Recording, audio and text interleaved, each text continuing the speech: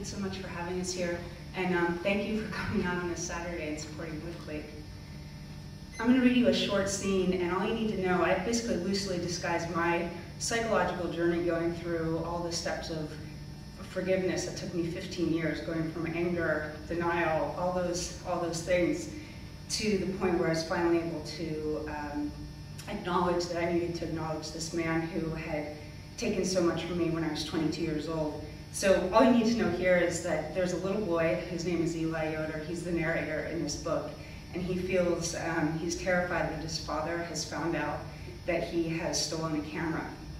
And the reason that he's stolen a camera when he was 9, which is the whole setting for this story, is that this outsider has taken a photo of his hands. And the Amish have, I grew up in Lancaster County, Pennsylvania, and the Amish have a common genetic disorder. Well, it's not exactly everybody has webbed hands, but they have a pretty small gene pool, and this little boy's got webbed hands. He doesn't want anybody to see them and have them exposed. I found my father the next morning with a rolled up newspaper in hand, waiting for me in his roller chair. Behind him in the window, the sun was rising and the sky streaked with silver and pink. To anyone but Dad, it might have been a beautiful morning.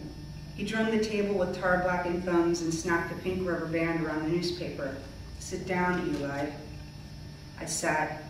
Dad rolled across the linoleum to set in the sink his coffee mug stained with the dark ring of his only addiction, then rolled back to the table and stared at me with outstretched hands. They were twice the size of mine and completely opposite in their form, full-grown and competent. I had never seen my father lose his temper, although I knew of other fathers who had seen the blistered backs of boys whose skin had endured their lashings of cracked leather. My father, a notoriously impatient man, had never hit me, but I wondered then if I had given him a reason to try. "Give me your hand," he said. I felt myself shaking and reluctantly extended my left hand and closed my eyes, wondering how much it would sting when he struck me. "Stand up." I stood with my eyes closed. My father placed my hand upon a crumpled up piece of paper. I didn't have to see it to know what it was. In a voice tinged with distress and disgrace, he simply said, "Look." I squeezed my eyes shut tighter, and my father roared, "Open your eyes, Eli." The boom of his voice rolled through my body, and my chin quivered when he spoke again. "There's only one set of hands on earth that match these." That's all he needed to say. I snapped my eyes open and saw the crumpled flyers smudged with grease and ketchup from the trash cans. I'm sure the horror he read on my face was enough to confirm his suspicions. He sat in his chair, chin propped on a fist. He shifted his heavy gaze from me to the wall and said, "Do you know when a man breaks the law, the police often use fingerprints to know who the bad man is?" "Maybe it was a bad man here," I said, and pulled my hands away and threw them behind my back. My mother came in from the garden just then, seeing the two of us at the table. She turned on the bare heels and headed outside again to occupy my sisters. My father saved his voice for auction and rarely used more than one line of communication at home. Grunts, really, the codes of which only man could decipher. To hear him utter full phrases indicated something was very wrong. "Did you take these flyers and stuff them in the trash?" "The flyers are from the boy who lost his camera." I closed my eyes, knowing that if I lied again, I might never be forgiven. The pressure built up like the gases in a barn stuffed with hay bales, and I feared that I would explode with the secret inside me. I hadn't realized I'd been holding my breath and sounded like a leaky balloon when I finally spoke. I pointed to the handprints. "Those are mine. I took the flyers." My father leaned back in his chair. He dug his elbow into the table and propped his chin in his hand, scrutinizing the grain in the wood for the right words.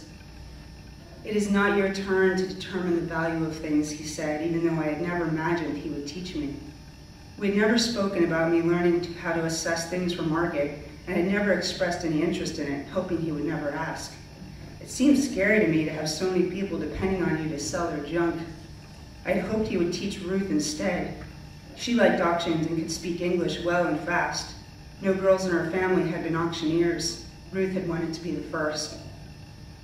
"Did you ever stop to think about what that boy lost?" he asked. I shrugged and picked a scab on my knee while he continued. "The camera meant a lot to him. It was his granddad's." I stared at him confused and unable to understand why that mattered. See, the English like their sentimental things. The Amish do too, he said. What's a semi-mental thing, I asked, sounding out the new word. My father laughed, but his smile looked sad. Why did you do it, Eli? I swallowed, feeling as if my throat had already been stuck with his fist. I paused, trying to find the truth. I didn't want Marcus to find his camera, I said, waiting for him to ask me if I had taken it too, or worse, if my sister had told him herself. My father only sighed and said, okay, Eli, okay, that's understandable. My father nodded, then slowly, quietly began to hum a song from the Osbine. I knew the song but didn't like the melody and only moved my lips to the words about an ancestor who survived near drowning in the Danube. It was an awful story, and I chose my own words, recalling the lyrics of a song I'd heard on Leroy's car radio, thinking I heard Bad, Bad Eli Brown. It would have been about right. Thanks.